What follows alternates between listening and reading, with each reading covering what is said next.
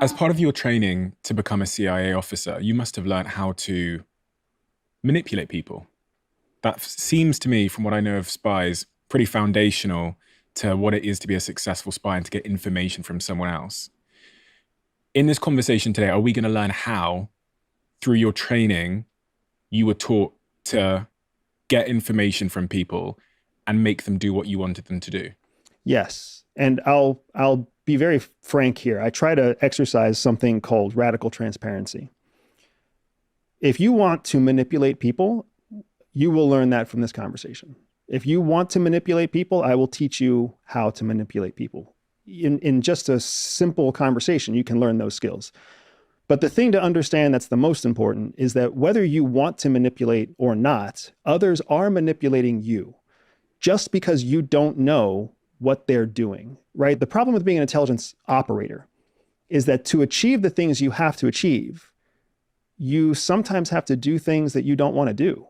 In being a business owner, what I've discovered is that many business owners struggle because they feel like they have to do things they don't want to do. They feel like they have to be sleazy. They feel like they have to be tricky. They feel like they have to mimic, shyster, bad guy business owners, right? The flip side, if you think of a coin, one side of that coin is manipulation. And that coin has value. Manipulation has value. But the other side of the same coin is motivation. If you can get people to do what they want to do, then you have motivated them. And that is worth just as much as getting people to do what you want them to do, which is manipulating them. When you understand all the different options of the currency that you're working with, you can work with it more effectively. So people are generally, despite age, race, creed, or religion, people have four basic motivations. And we call those four basic motivations RICE, R-I-C-E, stands for reward, ideology, coercion, and ego. Reward is anything that you want. Money, free vacations, pat on the back, women, alcohol. If that's something that you want and me giving it to you gives you what you want, then that's a reward. People do lots of crazy things for rewards. And these rewards change over time. And based on person. Okay. Right? The second primary motivator is ideology. Ideology is the things that you believe in. People do crazy things for the things they believe in, whether it's their religion, whether it's their country, whether it's family, whether it's what they believe is morally correct, right? So if you can speak to somebody through the lens of their ideology, you can get them to do incredible things. C is coercion. Coercion is all the negative things: guilt, shame, blackmail.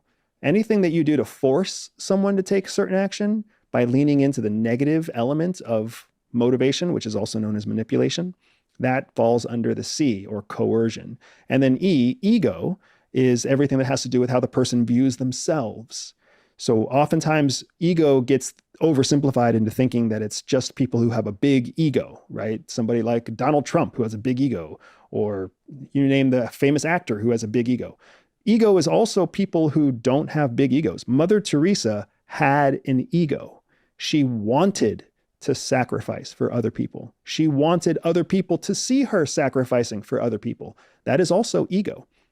So with these four core motivations, you have a rubric, a process to understand why other people do what they do. If you understand why other people do what they do, all you have to do is connect what they care about with what you want them to do, and you just increase the probability of them doing what you want them to do. Of these four core motivations, is there an order of the strength that they have over people? So if you were really trying to get someone to do something, you'd focus on this core motivation over that one? Yes, absolutely. Ideology is the strongest. Ego is the second strongest. Reward is the third strongest, and coercion is the weakest. This is one of the things that movies get wrong. Movies try to make it look like you can blackmail somebody or hold a gun to their head and get them to do what you want them to do. In the real world, once you hold a gun to someone's head, they never trust you again. You can never get them to do something twice. Whereas if you appeal to their ideology, doing this is good for your country, doing this is good for your family, doing this is good for your health. If you can appeal to someone's ideology, they'll do what you tell them to do for a long time because they'll trust you. Is this really the essence of manipulation then? That is the essence of motivation and manipulation, the same coin. You'll hear me come back to this because one of the things that people really struggle with outside of intelligence is they feel like they have to label things as good or bad. When you have moral flexibility, you take away good and bad. Everything just becomes a question of utility or productivity. If you need someone to do something and you can motivate them, then you should. But if you need someone to do something and you can't motivate them, that's a green light to manipulate them, because you still need them to do what you need them to do. If you feel bad about manipulating somebody, you are not going to do well in the intelligence world. How might you, so you said the ideology is the strongest of the four of the core motivations. How might you go about finding out